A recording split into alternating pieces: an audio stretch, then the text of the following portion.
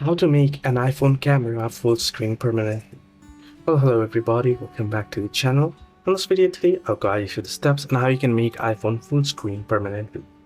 To make an iPhone camera full screen, you will need to adjust some settings in the camera app. Simply first open the camera app and then you want to tap on the arrow pointing towards upwards here.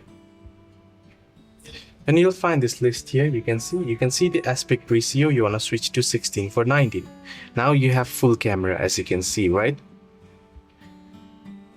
Now the next step is to open the settings app on your iPhone. Then here, head into camera. Once you're on the camera here, you can see the preserve settings option. And you want to enable the creative controls option, the aspect ratio. Now this way you will have it permanently on full screen mode. Hope this video was helpful. Do like and subscribe and well.